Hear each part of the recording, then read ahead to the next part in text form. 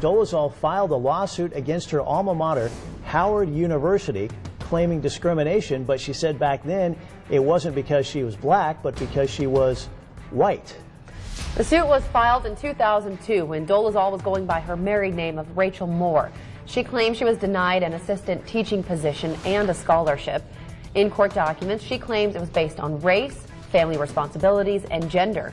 The filing also shows Dolezal claimed her artwork in a student exhibition was removed to favor black students over her.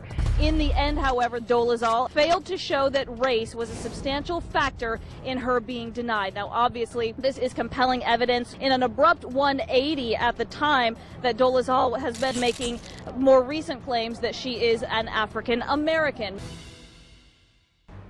You filed a suit Right. that said they were mistreating you because you were white.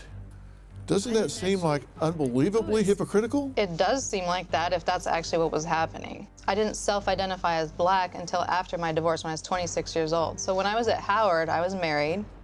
I was still on an obligatory basis identifying myself as white. We've seen your picture at 4.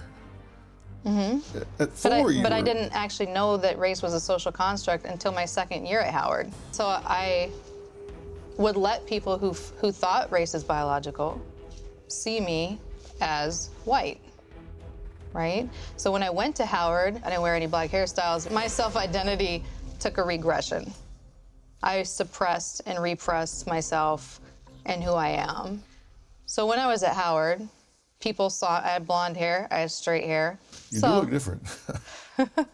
That's how people saw me. So when the chairman of the department mentioned you have white relatives who can pay for your tuition as one of the reasons why he was removing the scholarship, he's the one that made that choice, really, to mention white relatives as a reason to remove my scholarship. So all of the things that were mentioned by him were placed into the claim. But you own that decision, right? You'll have to understand that I didn't have a sense of personal agency and empowerment. But you understand how it can look to people of course I understand how you're white when it's handy, you're black when it's handy, and even though that's not the case. Looks bad.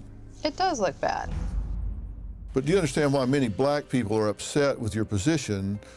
Because you can switch if you choose to, and that's just a privilege that blacks feel like they don't have. I haven't always openly self-identified as black.